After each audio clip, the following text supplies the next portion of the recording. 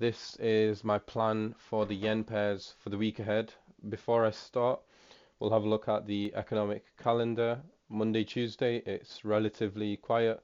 Even Wednesday, you could say, but we do have the FOMC minutes, which is 2 weeks after the interest rate decisions, kind of just reviewing the decision, which, depending on the speech, could spark some volatility. I do doubt it though. I mean, we do have some volatility for NZD, but Thursday onwards is when you're expected to see a lot of volatility and a fundamentally driven market. Before then, before Wednesday, it's likely to be a tech-driven market.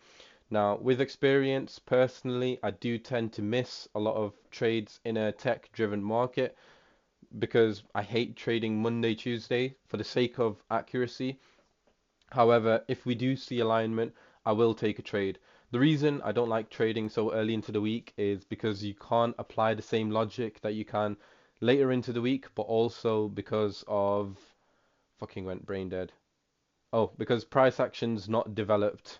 Early into the week, it's too early, I guess. Later into the week, the price action's developed. There's more information and shit that you can apply. So looking at UJ, so this zone initially had the 61 on top of the zone and even the EMAs potentially on top of the zone, but since we pushed deeper, the 61 fib is now on the bottom of the zone, and we also have the 200 EMA on the daily likely to align at the bottom of the zone, which technically speaking, the bottom of the zone has increased in its appeal while the top of the zone has lost its appeal, because now the only thing we do have at the top of the zone is simply just a 150 psychological level. The bottom of the zone is around, I guess it's around 60, 70 odd pips away.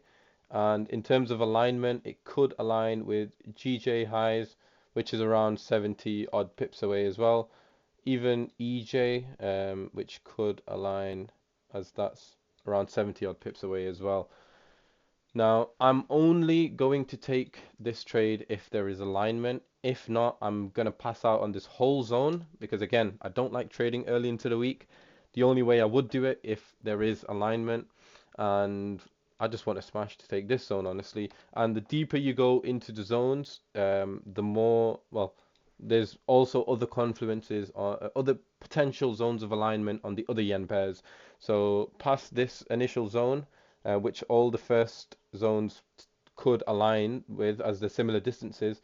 The second zones being, so this is around 160 odd pips away, 190 to 170, which is the big 150, big 50 fib break retest plus round number.